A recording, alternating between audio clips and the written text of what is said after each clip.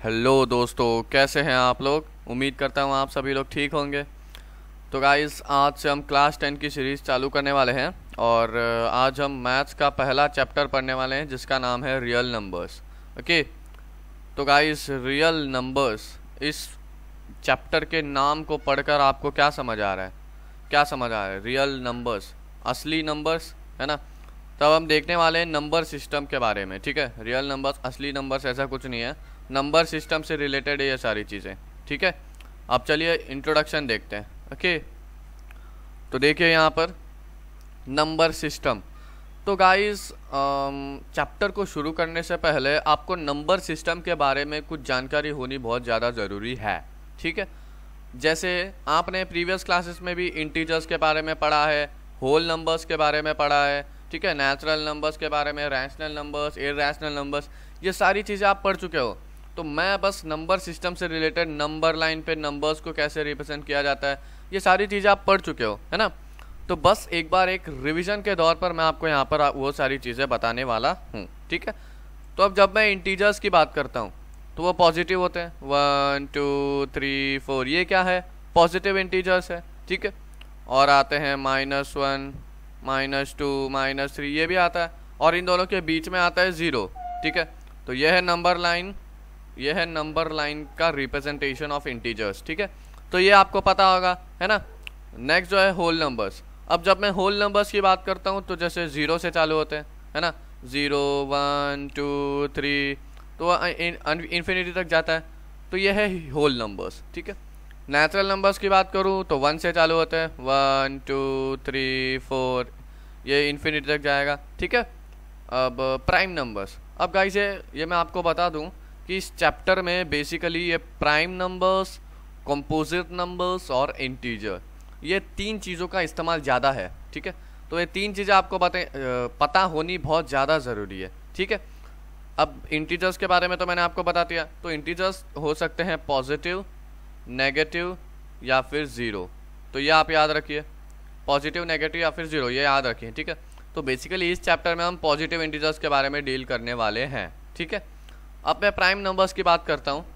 तो prime numbers ऐसे number होते हैं जिनके सिर्फ दो फैक्टर्स होते हैं, एक वो नंबर खुद और एक 1। ठीक है, अब एग्जांपल अगर मैं बताऊँ तो जैसे मैं 2 बोलूँ तो 2 के दो फैक्टर्स है ना। एक तो 2 खुद है, 2 × 1 2, और दूसरा है 1 1 × 2 2। तो ये दो ही फैक्टर्स होते हैं, एक तो नंबर खुद और एक 1। ठीक है, अगर दूसरा एग्जांपल मैं बताऊँ जैसे 3 के भी दो फैक्टर्स है ना, जैसे 3 × 1 3, उसी प्रकार 1 × 3 3। 5 का भी सिमिलर केस है। ओके, 5 का भी सिमिलर केस है, 5 × 1 5 और 1 × 5 5, और कोई फैक्टर नहीं है। जो उसी तरह 7 आता है, 11 आता है, 13 आता है, 17 आता है, ऐसे बहुत सारे नंबर्स आते हैं प्राइम नंबर्स में। ठीक है, आया समझ में प्राइम नंबर क्या होता है? यह होप कि आपको समझ आ गया होगा। अब नेक्स्ट जो है वो है कंपोजिट नंबर। अब ये कंपोजिट नंबर क्या है, अब मैं आपको बता देता हूँ। जिसके दो से ज़्यादा फैक्टर्स हो, जैसे 4, 2 × 2 4, 4 × 1 4, 1 × 4 4, तीन फैक्टर्स हो गए। दो से ज़्यादा जिसके फैक्टर्स होंगे उन्हें हम कंपोजिट नंबर कहते हैं। ओके, आया समझ? 6 का भी सेम केस है। ठीक है, 2 × 3 6, 3 × 2 6, 6 × 1 6, 1 × 6 6। ठीक है, चार फैक्टर, दो से ज़्यादा है तो इसका मतलब ये कॉम्पोजिट नंबर है। ठीक है, आया समझ में? आगे देखते हैं रैशनल नंबर्स। तो अब गाइस मैं रैशनल नंबर्स की तरफ बढ़ रहा हूँ। ठीक है, तो इन रैशनल नंबर्स के बारे में आपने प्रीवियस क्लासेस में भी पढ़ा है ना। अब बेसिकली ये होते क्या हैं आपको पता है?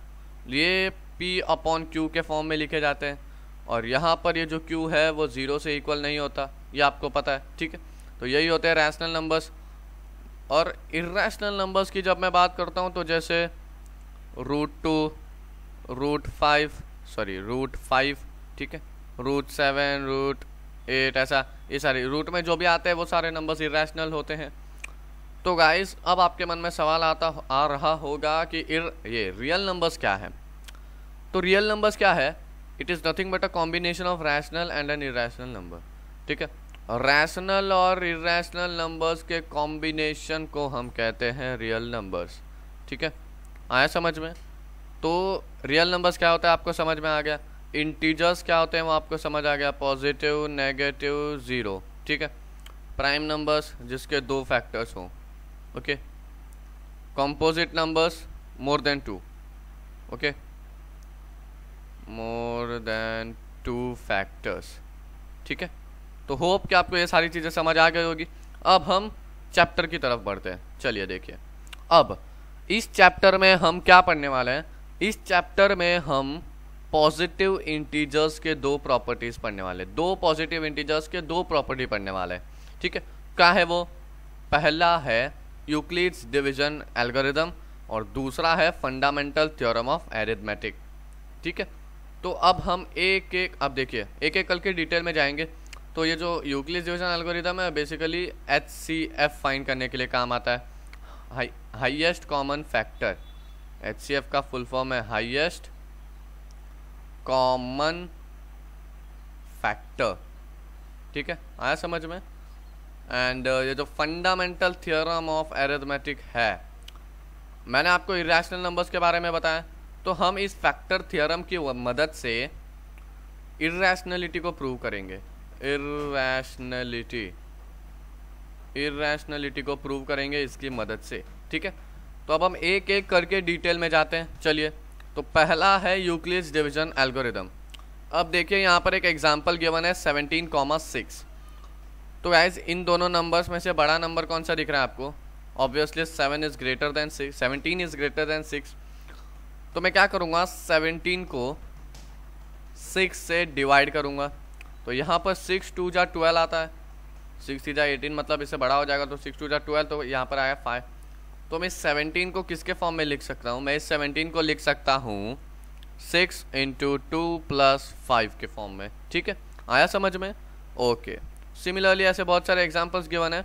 और ये जो आप देख रहे हो ये किसके फॉर्म में है?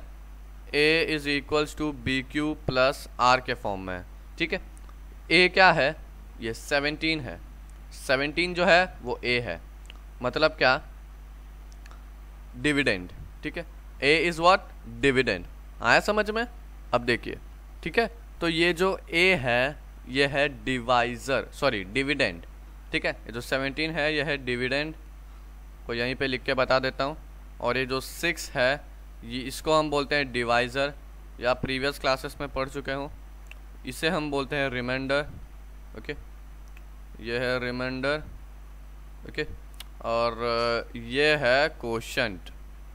आपको ये सारी चीज़ें बचपन में पढ़ा चुके हैं, ठीक है, आप ये सारी चीज़ें बचपन में भी पढ़ चुके हो, ठीक है। तो बस एक रिवीजन के तौर पर मैं आपको अभी यहाँ पर बता रहा हूँ, आया समझ में? तो ये आपने बचपन में पढ़ा था, dividend is equals to divisor into quotient plus remainder. तो वही फॉर्मूला है, बस यहाँ पर डिविडेंड की जगह पर A लिखा गया है और डिवाइजर की जगह पर B लिखा गया, और उसका शॉर्ट फॉर्म Q + R, वो तो सेम है, ठीक है। और यहाँ पर एक रिमाइंडर की एक थ्योरम है, ठीक है। तो ये रिमाइंडर जो है वो हमेशा 0 से बड़ा होना चाहिए या फिर इक्वल होना चाहिए और B से छोटा होना चाहिए। B क्या है यहाँ पर? B क्या है guys? B is nothing but a divisor. तो डिवाइजर देखिए, ये रिमाइंडर है, तो रिमाइंडर इससे 6 से हमेशा छोटा होगा। 6 मतलब जो भी डिवाइजर होगा उससे छोटा होगा, आया समझ में? तो यहाँ पर डिवाइजर 6 है, तो जो भी रिमाइंडर आएगा वो 6 से छोटा आएगा, ये याद रखिए, ठीक है, आया समझ में? आगे देखिए, अभी देखिए यहाँ पर Euclid's division algorithm is a technique to find और to compute the highest common factor HCF of 2 given positive integers, ठीक है। तो ये जो यूक्लिड्स डिवीजन एल्गोरिदम की टेक्निक है वो HCF फाइंड करने के लिए काम आती है, दो पॉजिटिव इंटीजर्स की, ठीक है। मान लीजिए x और y अगर हमें दो पॉजिटिव इंटीजर्स गिवन है, तो हम यूक्लिड्स डिवीजन एल्गोरिदम की मदद से इन दोनों का HCF फाइंड कर सकते हैं, ठीक है। यूक्लिड्स डिवीजन एल्गोरिदम, या फिर हम इसे यूक्लिड्स डिवीजन लेम्मा के नाम से भी जानते हैं, both are one and the same, ठीक है। अब देखिए यहाँ पर डेफिनेशन दिया हुआ है, NCERT में जो डेफिनेशन गिवन है वो मैंने यहाँ पर लिया है। Given positive integers a and b, there exist unique integers q and r satisfying a is equals to bq plus r, where r is greater than equals to 0, smaller than b, okay? तो यहाँ पर क्या given है? यहाँ पर बताया गया है कि हमारे पास दो पॉजिटिव इंटीजर्स है a और b, और वहाँ पे q और r एक यूनिक इंटीजर्स आ जाते हैं, ठीक है। और ये चारों मिला के एक इक्वेशन को सेटिस्फाई करते हैं जो कि है a is equals to b q plus r, ठीक है। और यहाँ पर रिमाइंडर का जो थ्योरम है कि r is greater than equals to 0 smaller than b जो भी होगा डिवाइजर जो भी होगा उससे छोटा होगा, ठीक है। अब एक्सरसाइज 1.1 में आपको अच्छी तरीके से समझ आ जाएगा, ठीक है। आगे देखते क्या लिखा है। अब देखिए नाउ, अब यहाँ पर स्टेप्स बताए गए हैं कि यूक्लिड्स डिवीजन एल्गोरिथम की मदद से आपको पता है कि हम HCF फाइंड करते हैं। तो अब HCF फाइंड कैसे करते हैं तो इस स्टेप्स की मदद से आपको बताऊंगा मैं, ठीक है। यहाँ पर टोटल 3 स्टेप्स दिए हैं।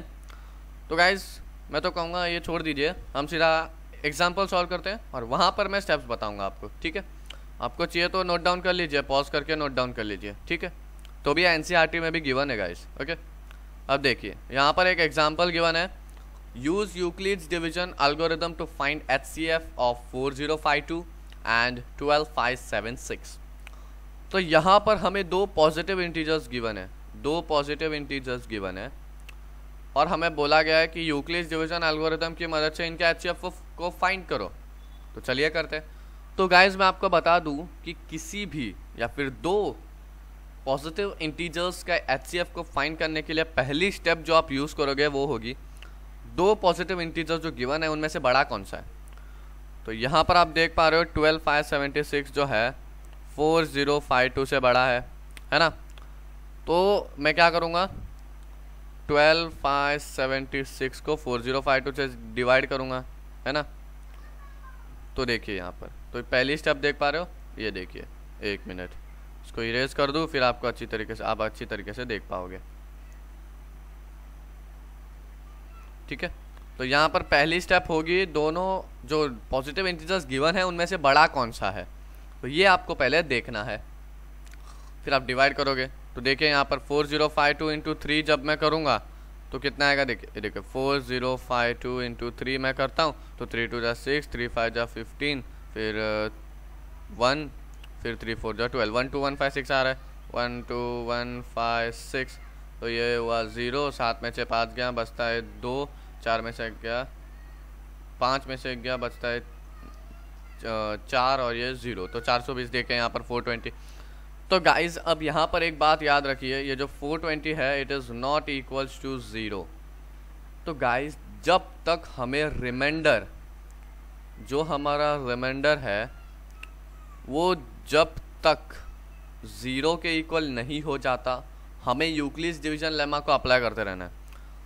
तो गाइज ये यूक्लिड्स डिवीजन लेमा क्या है देख पा रहे हो, ये जो हम डिवीजन कर रहे हैं गाइज यही है यूक्लिड्स डिवीजन लेमा, ऐसे ही यही है, यही अप्लाई करना है हमें, आया समझ में। तो यहाँ पर अभी ये दोनों नंबर्स का जब हमने यूक्लिड्स डिवीजन लेमा अप्लाई किया तो हमें ये आउटपुट मिला। तो अभी ये नंबर हम लेंगे और ये वाला नंबर लेंगे और हम देखेंगे इन दोनों में से बड़ा कौन सा है, 4052। तो तो अभी हम 4052 को अंदर लेंगे और 420 से डिवाइड करेंगे, ठीक है। तो देखिए ये देखिए, since remainder is not equal to 0 we will apply Euclid's division lemma again, ठीक है। तब इस 4052 को जब मैं 420 से डिवाइड करूँ तो 420 इंटू 9 जब मैं करूँगा तो 420 इंटू 9 करता हूँ, 9 जो 9 2 जा 18, तो ये हो गया 37, ठीक है। तो 3780, तो 2 15 में से 8 गया बचता है 7, तो ये हो गया 9 में से 7 गया 2 बचा, 3 में 0, तो 272 आ रहा है आउटपुट देखिए, ठीक है। आया समझ में। तो ऐसे अब हम इन दोनों में से बड़ा कौन सा है, 420, तो हम 420 420 को अंदर लेंगे और 272 को बाहर लेंगे, ठीक है। तो अब 272 इंटू 2 करूँगा तो बड़ा हो जाएगा, ठीक है, 500 तक पहुँच जाएगा। तो यहाँ पर ये तो 1 जा, तो हो जाएगा 272, तो 10 में से 2 गया बचता है 8, फिर 11 में से 7 गया बचता है 4 और यहाँ पे 3 में से 1, तो 148 आया, ठीक है। तो अभी भी ये जो रिमाइंडर है वो 0 के इक्वल नहीं आया है, ठीक है। तो इसका मतलब हमें वापस से यूक्लिड्स डिवीजन लेमा अप्लाई करना पड़ेगा। तो अब इन दोनों में से बड़ा है 272, तब 272 का अंदर लेता हूँ और यहाँ पर आएगा 148, ठीक है। तो देखिए 148 इंटू 1 करेंगे, ठीक है। तो 148 इंटू 2 करूँगा तो ज़्यादा बड़ा जाएगा, तो 148 इंटू 1 148, तो यहाँ पर 12 में से 8 गया बचता है 4, फिर 6 में से 4 गया 2 1 124 आया, ठीक है। तो ये भी 0 के इक्वल नहीं है, तो वापस से यूक्लिड डिवीजन लेमा अप्लाई करो। तो 148 बड़ा है, तो यहाँ पर 148 और यहाँ पर 124। तो गाइस फाइनली रिमाइंडर 0 आने वाला है जल्दी। तो 124 इंटू 1 करूँगा मैं, तो ये जाएगा 124, ठीक है। ओके, तो ये 8 में से 4 गया, बचता है 4, 4 में से 2 गया, बचता है 2, और ये हो गया 24, ठीक है। तो 24 और ये 124 बड़ा है, तो यहाँ पर 124 अंदर, फिर यहाँ पर 24, ठीक है। तो 24 इंटू 5 जब मैं करूँगा तो वो देखिए 20 0 2 10 12 120 आ रहा है, तो यहाँ पर 4 आया। तो हाँ, तो गाइस अभी हमारा जो रिमाइंडर है वो 0 आ गया। तो 4 6 24 होता है, तो ये रिमाइंडर 0 आ गया। Finally it is equal to 0। तो अब जाकर हम रुकेंगे और फाइनल स्टेटमेंट क्या लिखेंगे, देखिए यहाँ पर देखिए। तो HCF हमें क्या मिला, स्टेटमेंट के फॉर्म में लिखना है तो स्टेटमेंट फॉर्म में लिखिए, या फिर ऐसे लिख दिया HCF ऑफ, देखिए ऐसे HCF ऑफ, 2 ब्रैकेट में नंबर लिखिए जो गिवन है, ठीक है। क्या है 4052,125,7 इज इक्वल्स टू 4। तो ये जो देख पा रहे हो A is equals to BQ plus R, जो मैंने आपको इक्वेशन बताया था, तो इसमें से ये इसके फॉर्म में है। तो यहाँ में से जब रिमाइंडर 0 आएगा, रिमाइंडर जब 0 के इक्वल हो जाएगा, तो ये जो B आएगा ना, B होगा, वही होगा हमारा HCF। B यानी क्या, डिविडेंड, सॉरी डिवाइज़र, ठीक है। तो ये देखिए डिवाइज़र मतलब अभी देखिए 24 बड़ा है इनमें, तो 24 अंदर, ये 4 6 जा 24, तो ये 4 क्या है, डिवाइज़र है ना। तो डिवाइज़र जो भी होगा वो होगा HCF ऑफ वो दो गिवन पॉजिटिव इंटीजर्स का। तो होपफुली आपको ये पूरा जो कंसेप्ट है यूक्लिड डिवीजन एल्गोरिथम का स्टेप वाइज मैंने सॉल्व करके बताया, होप आपको समझ आ गया होगा। अब नेक्स्ट देखते हैं, आगे देखते हैं। तो गाइस मैंने यहाँ पर एक और सवाल लिया है जो कि बहुत ज़्यादा इंपॉर्टेंट है, यूक्लिड डिवीजन लेमा के बेस्ड है, ठीक है। अब यहाँ पर देखिए करना क्या है, यहाँ पर क्वेश्चन दिया हुआ है show that every positive even integer is of the form 2q and that every positive odd integer is of the form 2q plus 1 where q is some integer, ठीक है। तब देखिए करना क्या है, लेट पहला स्टेप, ऐसे जब आप सवाल देखोगे तो इसमें पहला जो स्टेप होगा वो हो गया अज्यूम करना, ठीक है। अज्यूम करना या फिर let this be and this be this, ऐसा, ठीक है। तो यहाँ पर show that every positive even integer बोला है, तो यहाँ पर let a be any positive integer, और बी जो यहाँ पे हमें यहाँ पर गिवन है वो है 2q। अब ये b2 कैसे मान लिया हम लोग, a is equals to BQ plus R हमें पता है, तो यहाँ पर b 2q प्लस 1, तो ये 2q प्लस R मतलब 1 है, तो इसका मतलब मैं लिख सकता हूँ a is equals to 2q plus R और R इज इक्वल्स टू 1, तो मैं लिखूँगा a is equals to 2q plus 1, ठीक है। आया समझ में, तो इसका मतलब b हमें है 2, ठीक है। तो यहाँ पर देखिए यूक्लिड डिवीजन एल्गोरिथम के अनुसार a is equals to 2q plus R और q इज 0, तो हम यहाँ पर r को लेट करेंगे 0 और 1, ठीक है। क्यों लेट करेंगे, क्योंकि r इस क्या है ग्रेटर देन इक्वल्स टू 0 और स्मॉलर देन 2 है ना। तो r का मैंने क्या बताया था आपको, r is what always greater than equals to 0 smaller than 2। तो यहाँ पर जो b है वो 2 है, तो स्मॉलर देन b यानी b यहाँ पर तो 2 गिवन है, तो 2 से छोटा यानी 0 और 1 ही है, इक्वल की साइन तो नहीं है यहाँ पर, तो इसका मतलब 2 से छोटा तो 1 तक आएगा। तो अब हम देखेंगे अप्लाई करेंगे जब r 0 होगा तो क्या होगा, तो यहाँ पर लिखेंगे when r is equals to 0 then यहाँ पर क्या है 2q प्लस 1, तो a क्या हो जाएगा, a is equals to 2q plus r क्या है 0 है तो 0, तो a is equals to 2q, ठीक है। अब next step when r is equals to 1 then a will be equals to 2q plus 1, ठीक है। देखिए यहाँ पर ये देखिए यहाँ पर सॉल्व किया हुआ है, ओके। तो मैं इसे इरेज कर देता हूँ, ठीक है,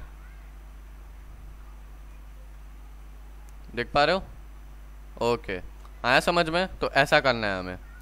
तो अब गाइस इसमें फाइनल स्टेटमेंट क्या लिखना है वो बहुत ज़्यादा इंपॉर्टेंट है। अब देखिए if a is of the form 2q, ठीक है, अगर a 2q के फॉर्म में है तो a इवन इंटीजर है। क्यों इवन इंटीजर है वो मैं अभी आपको बताता हूँ। देखिए इवन इंटीजर कौन से है, 2 4 6 8 है ना। तब देखिए अब 2 इंटू क्यू अगर मैं मान लिया इवन इंटीजर यानी 2 ले लेता हूँ, तो 2 इंटू 2 जब मैं करूँ तो 4 क्या है, इवन इंटीजर है कि नहीं है ना गाइस। तो इसीलिए। अब दूसरा एग्जांपल 2 इंटू 4 करूँ, 8, 8 क्या है, इवन इंटीजर है। 2 इंटू 6 12, 12 क्या है गाइस, इवन इंटीजर है। आया समझ में? तो ये आपको समझना ज़रूरी है, ठीक है। अब नेक्स्ट देखिए, also positive integer can be even और odd, therefore any positive odd integer is of the form 2q + 1। तो ये 2q + 1, अभी मैं q को 2 मान लूँ तो 2 इंटू 2 + 1 हो जाएगा, which is equals to 4 + 1, it is equals to 5। तो 5 क्या है, पॉजिटिव ऑड इंटीजर है, ठीक है।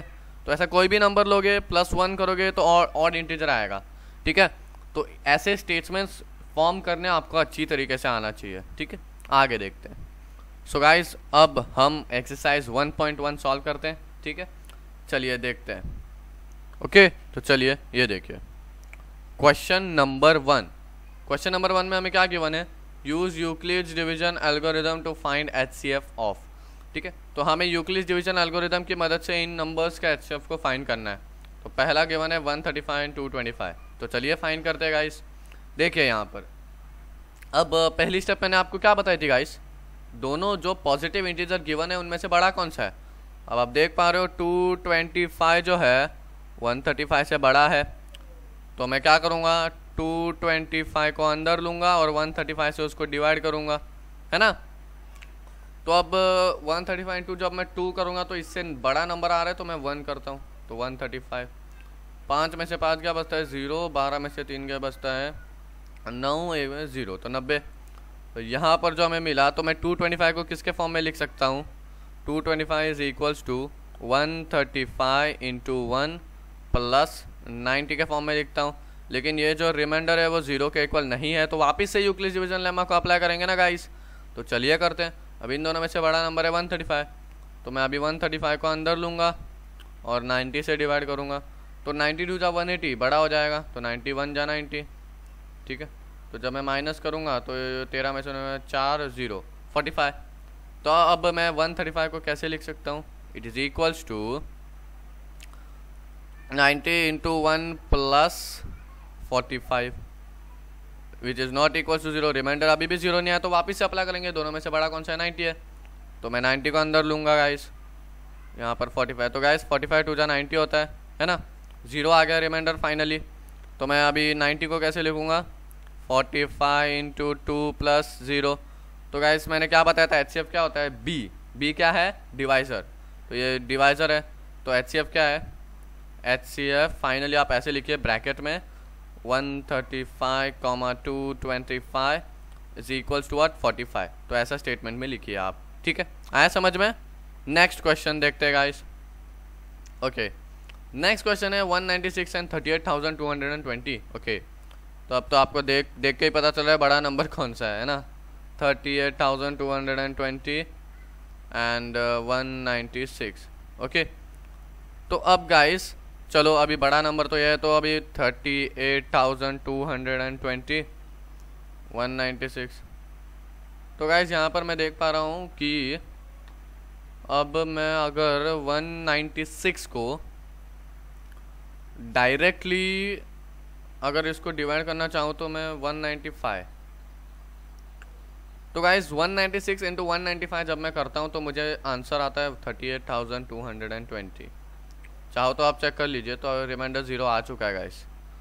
तो हम इसको कैसे लिखेंगे 38,220 is equals to 196 into 195 plus 0, तो HCF 196 हो जाएगा। तो हम लिखेंगे कंक्लूजन में HCF of 38,220 196 is equals to 196, ठीक है।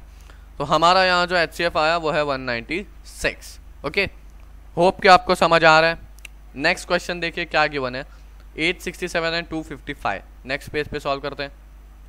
क्या है 867 एंड 255 गिवन है ना, 250 एक मिनट, ओके 255 यस। तो अब इस केस में देखिए बड़ा नंबर 867 है, तो यहाँ पर आप देख पा रहे हो 867 इज़ ग्रेटर देन 255।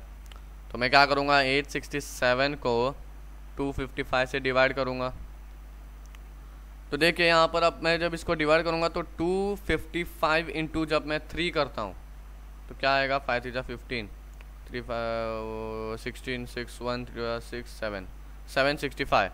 तो 765 सॉरी 765, 7 में से 5 क्या बचता है 201, तो 102 102 आया। तो अब मैं 867 को किसके फॉर्म में लिख सकता हूँ 255 इंटू 3 प्लस 102, है ना।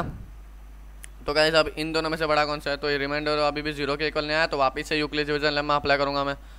तो इन दोनों में से बड़ा कौन सा है 255, तो अभी मैं इस 255 लूँगा और 102, तो 102 इंटू 2 204, है ना।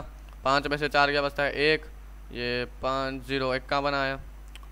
तो अब मैं 255 को कैसे लिख सकता हूँ 102 इंटू 2 प्लस 51, तो ये भी फाइनली 0 के इक्वल नहीं है। तो अब इन दोनों में से बड़ा 102 है, तो 102 51 इंटू 2 नो हाँ 51 इंटू 2 इज़ व्हाट 102, तो ये 0 आ गया फाइनली गाइस। तो हमें मिल गया 0, तो 102 is equals to what 51 into 2 plus 0, oh sorry 51 into 2 plus 0, okay. तो ये ध्यान रखिए 51 इंटू 2 प्लस 0 है।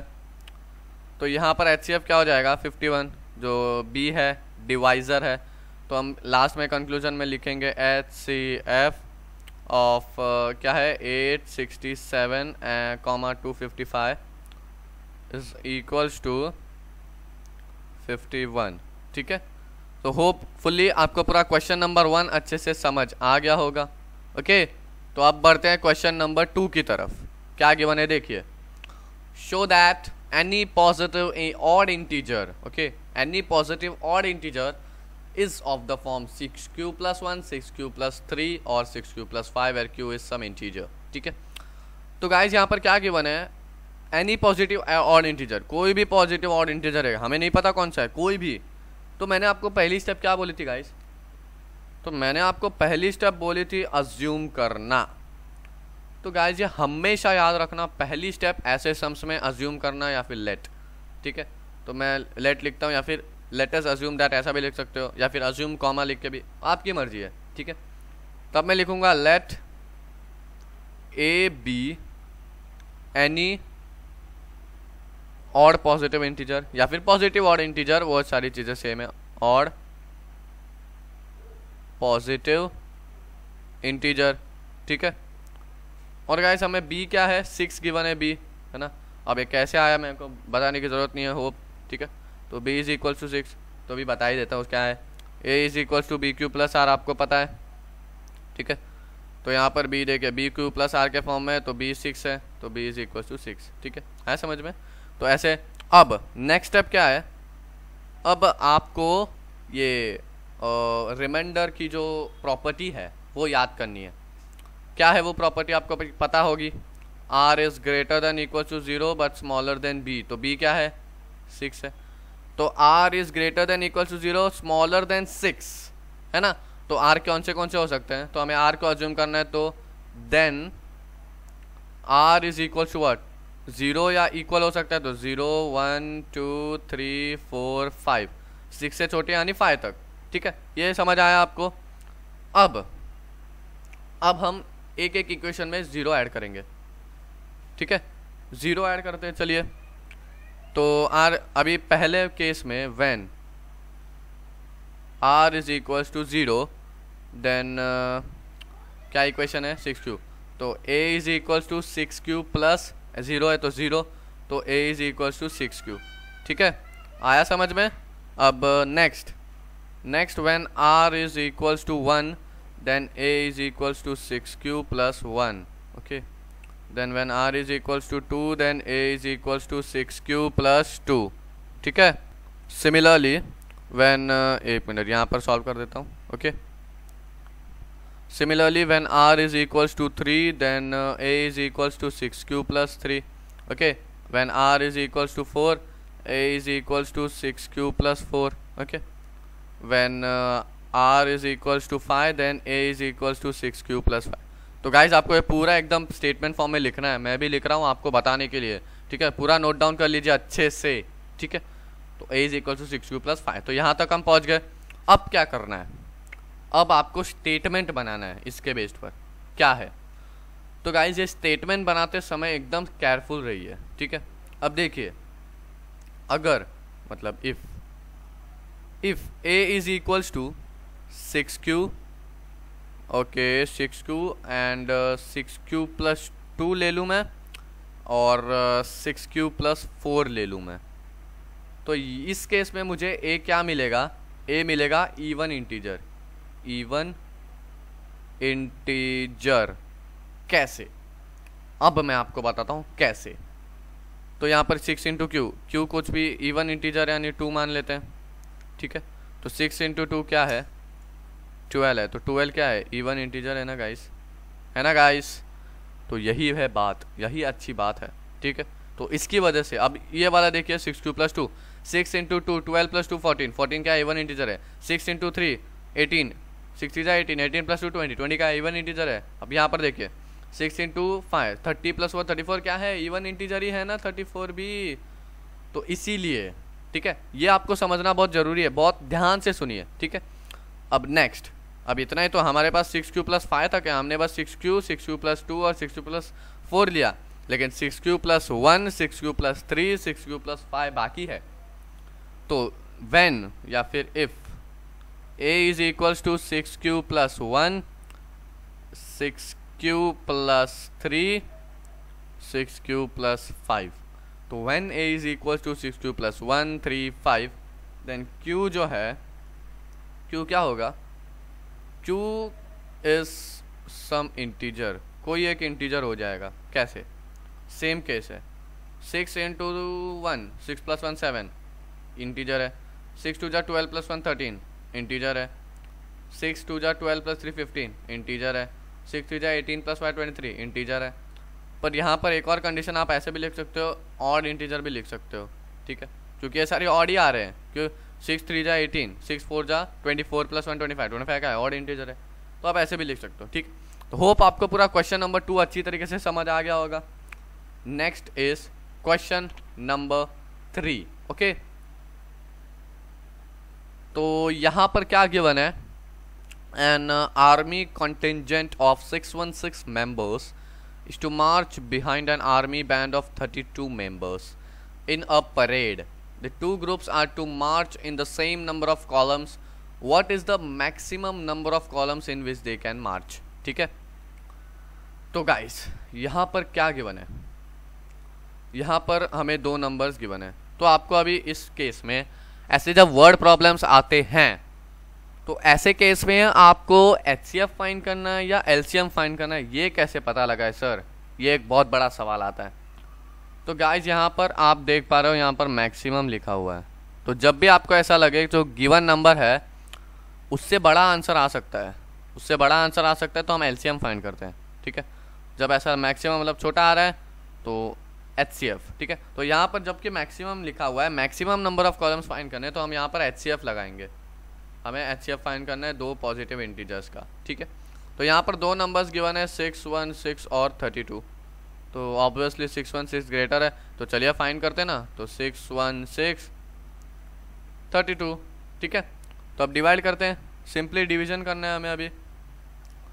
तो अभी 31 इंटू मैं 1 नहीं ना 19 करता हूँ सीधा, तो मेरा आंसर जो आता है वो आता है 31 इंटू 19 आता है 288। सॉरी 288 नहीं, एक मिनट, ऐसा ना करके मैं शॉर्ट में समझाता हूँ, आपको भी समझ में आएगा। 31 इंटू 1 क्या है? 32 सॉरी। तो यहाँ पर मैं अगर 61 में से 32 माइनस करूँ तो देखिए 11 में से 2 गया, बचा 9, 5 में से 2 29 आया, ठीक है, 29 आया। तो ये 6 आएगा नीचे, ठीक है, 6 आया। तो 32 इंटू 9 जब मैं करूँ तो वो आता है 288, ठीक है।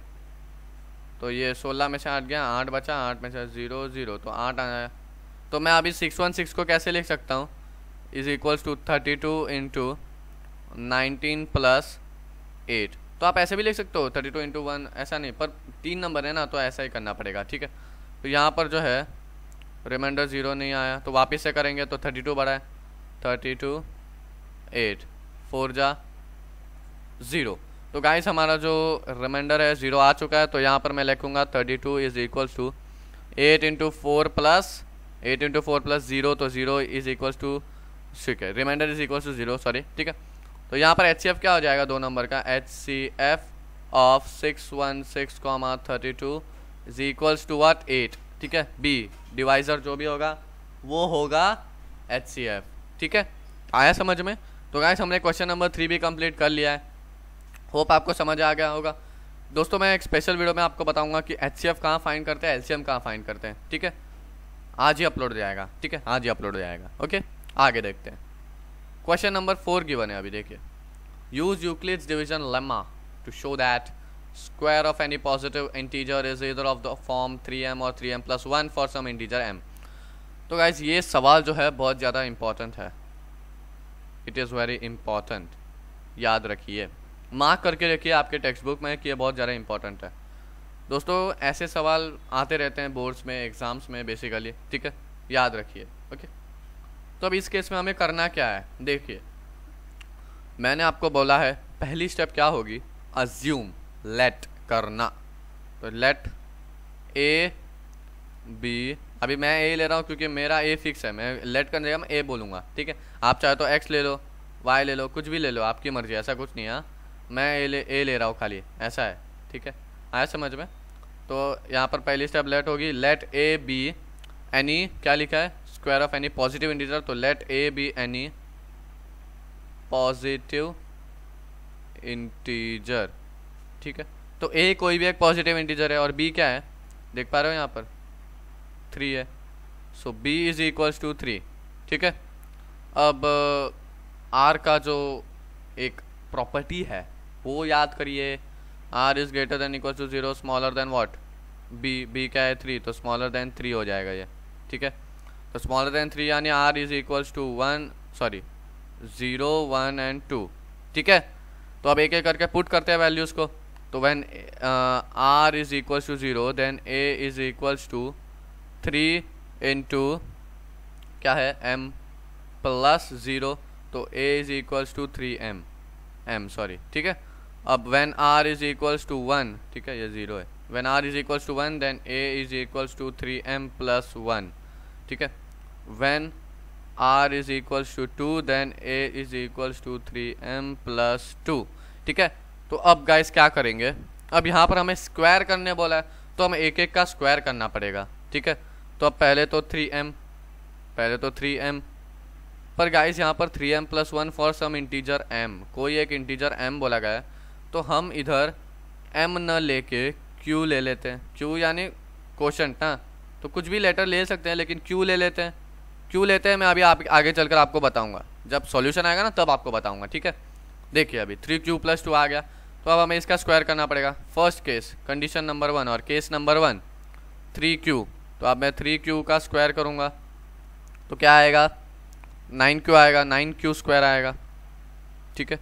अब मैं इसको स्प्लिट करूँगा, मतलब क्या करूँगा, 3 इंटू 3q का स्क्वायर, ठीक है, and it is equals to 3m, आया समझ में? तो 3m is equals to 3 into 3q का स्क्वायर, आ रहा है समझ में? क्योंकि यहाँ पर स्क्वायर बोला है ना, तो हमें m के फॉर्म में चाहिए ना स्क्वायर, तो अभी अगर मैं यहाँ पर m लूँगा तो m is equals to m, ये क्या बात हुई भाई, आया समझ में? तो इसीलिए मैंने इसको q मान लिया, आ रहा है समझ में? ठीक है। अब where m is equals to what, 3q का स्क्वायर, ठीक है, ये जो ब्रैकेट में आता है वो होता है m की वैल्यू, होती है या होता है, ठीक है। आया अभी नेक्स्ट कंडीशन, अब फर्स्ट केस में हमें ये m जो है वो 3q स्क्वायर मिला, ठीक है। नेक्स्ट केस, नेक्स्ट पेज पे बताता हूँ मैं आपको, अभी देखिए नेक्स्ट जो है वो है 3q प्लस 1 का स्क्वायर करूँगा।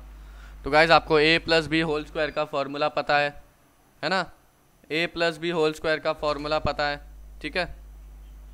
तो देखिए a plus b whole square, उसका फॉर्मूला क्या है, a स्क्वायर, यानी अभी देखिए 3q स्क्वायर प्लस 1 का square plus a plus b whole square, 2 into 3q into 1, okay, आया समझ में?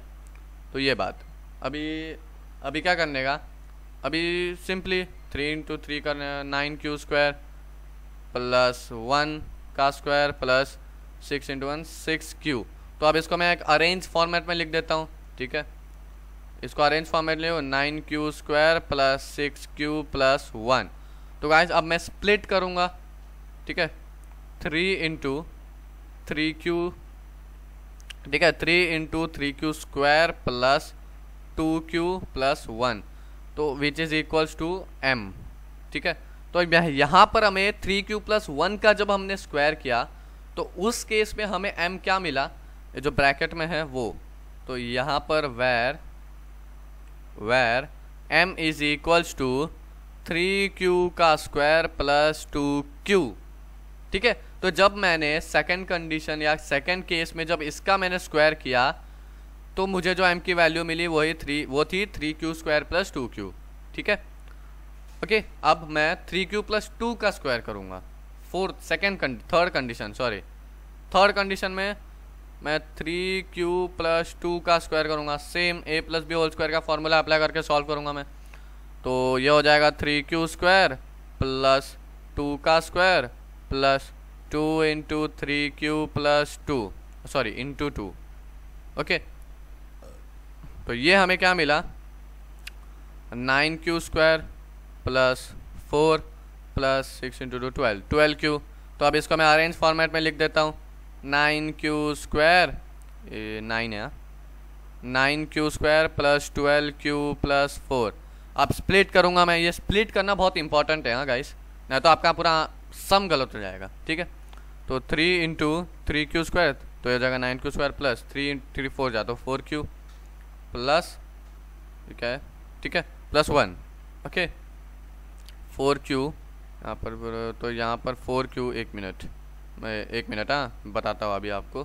तो ये 4q यहाँ पर प्लस 1 आएगा, ठीक है, 4q प्लस 1, 3 1 जा 3, ठीक है, और यहाँ पर 1, तो 3 इंटू 1 3 प्लस 1 4 आया समझ में। तो ऐसे 4 आएगा, समझ आया आपको। देखिए अब 4 क्या है, 3 प्लस 1 है, तो 3 इंटू 1 3 और ये प्लस 1, तो 3 प्लस 1 इज इक्वल टू 4। तो इस ऐसे लाया मैंने, ठीक है, which is equals to m। तो जब मैंने 3q प्लस 2 का स्क्वायर किया तो मुझे m की वैल्यू क्या मिली, ठीक है। तो मुझे m की वैल्यू क्या मिली, where m is equals to, ये जो ब्रैकेट में है वो 3q² प्लस 4q प्लस 1, ठीक है। तो होप यहाँ पर ही सम खत्म हो गया, इसमें कुछ कंक्लूजन नहीं है, यही है m की जो वैल्यू है। जब मैंने इसका स्क्वायर किया तो ये m की वैल्यू आई, जब इसका स्क्वायर किया तो ये आई, बस ये आपको बताना है, ठीक है।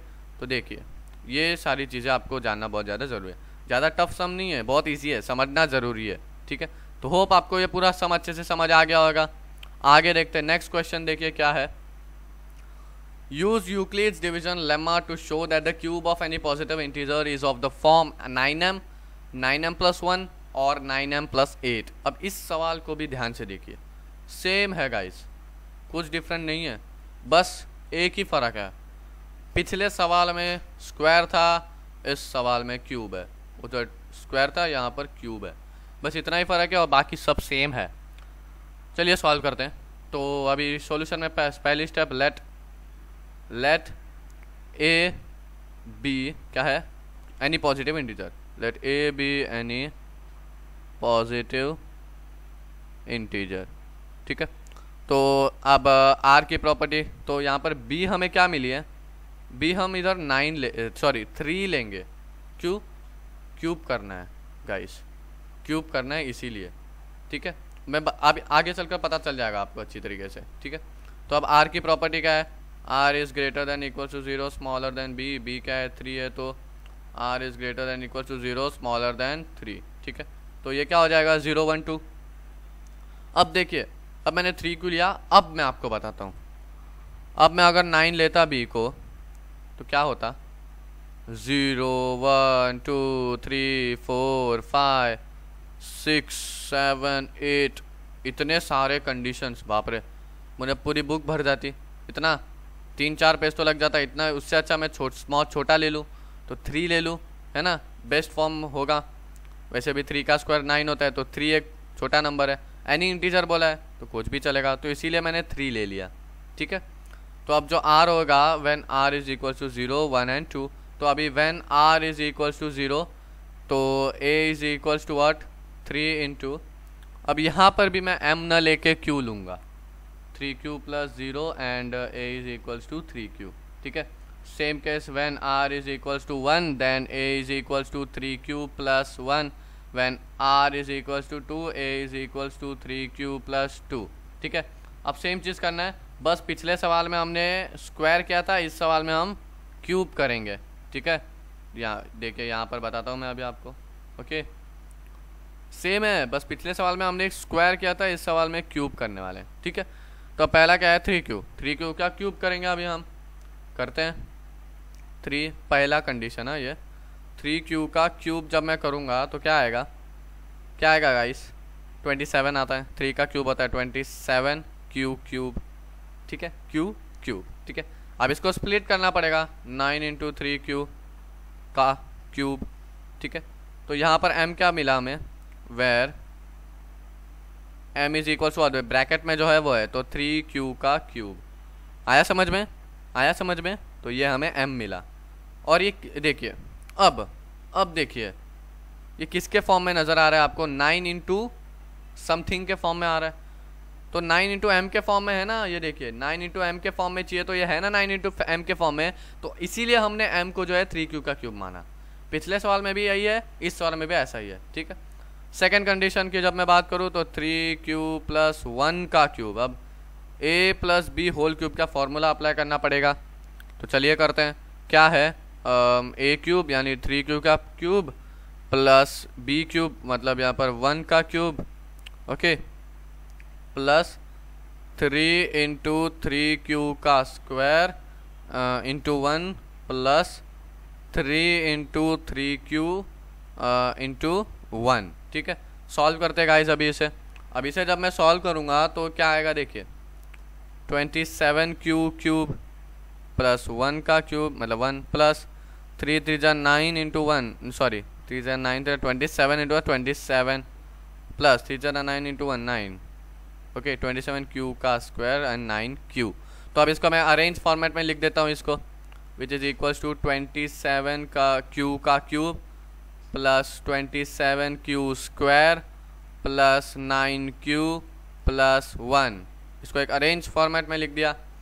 तो अब इसको स्प्लिट करना है, तो 9 इंटू 9 3 जा 27 3q cube, okay, plus 9 3q का स्क्वायर प्लस 9 इंटू 1q यानी कि q 1q यानी q बस प्लस 1, तो which is equals to m। तो इस केस में जब मैंने 3q प्लस 1 का क्यूब किया तो मुझे m की वैल्यू क्या मिली, where m is equals to 3q का क्यूब प्लस 3q का स्क्वायर प्लस q, ठीक है।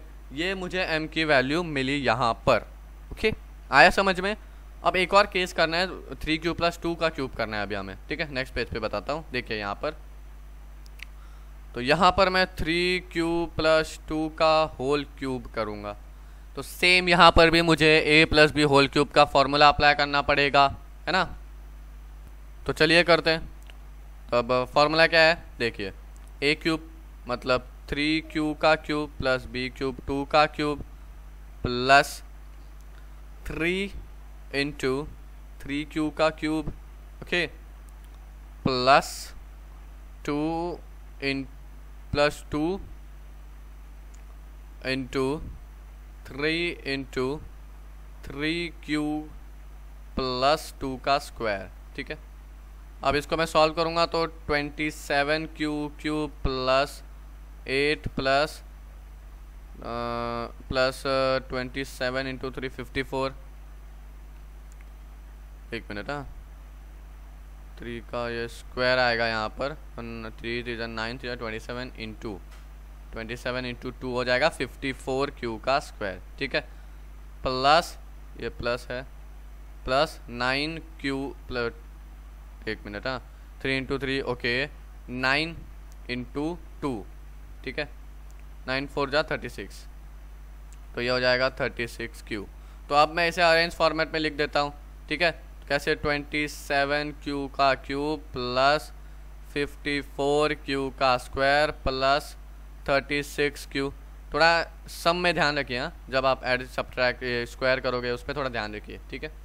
36q प्लस 8, ठीक है, तो ये क्या हो जाएगा 27, इसको अब स्प्लिट करना पड़ेगा ना, तो 9 बाहर 9 इंटू 9 3 जा 27 मतलब 3 का क्यूब प्लस 54 मतलब 9 6 जा 54 तो 6 का स्क्वायर प्लस 9 4 जा 36 तो 4 ओके प्लस 8। तो गाइस ये किसके फॉर्म में नज़र आ रहा है, ये होल m हो जाएगा तो 9m + 8 के फॉर्म में, और यहाँ पर भी हमें वही चाहिए 9m + 8 9m + 1 है ना।